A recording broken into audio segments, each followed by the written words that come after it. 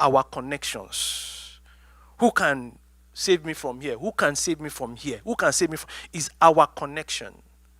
But here, the very first thing that came to David's mind was what?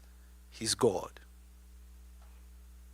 Verse 7 says, David said to Abiathar the priest, Ahimelech's son, please bring me the ephod. So Abiathar brought him the ephod. David inquired of the Lord, saying, shall I pursue this band of raiders? Will I overtake them? And he answered him, pursue, for you will certainly overtake them, and you will certainly rescue the captives. Hallelujah. David, if we remember from before we got to this place where he came to Ziklag, David's journey to the land of the Philistines was because of Saul's pursuit to kill him. And there was something that David did not do in all of his pursuits. When we read it, David had no time inquired of God where to run to. He didn't. He ran straight to the enemy's camp under Ashish to take refuge.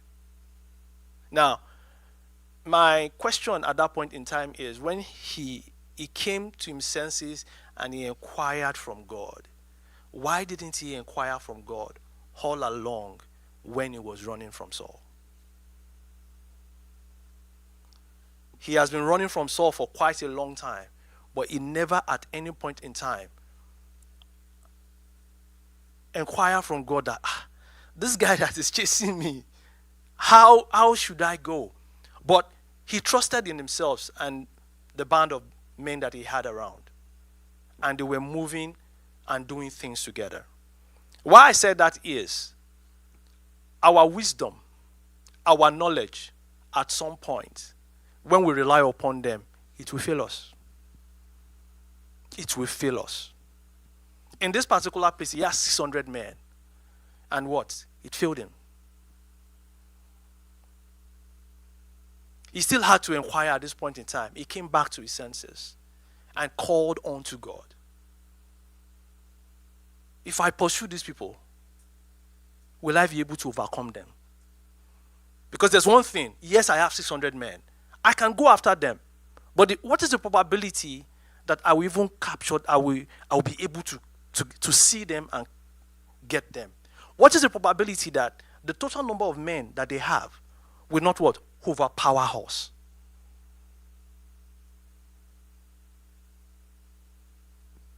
Fundamental questions. But what did he do? He knew the God that he was serving, and what? He still inquired of God. Should I do this? Is it right for me to do this? And God said it was right for him to do that. Let's just go further. Then in the verse 10, it says, verse 9, he said, so David went, he and his 600 men who were with him, and came to the brook Besor. There those who could not continue remained behind. But David pursued the Amalekites. He stayed behind. Can you see another level of discouragement? You have 600 men going to war. After God had told you that you can pursue and you can what? You can overtake. Next thing, 200 men just said, we are tired. We can go no further. That is a level of what? Discouragement. But it was informative for me here that David allowed them to stay back, and he said, with this 400, we can still go further. It made me to understand that at that point in time, David no longer depended on himself.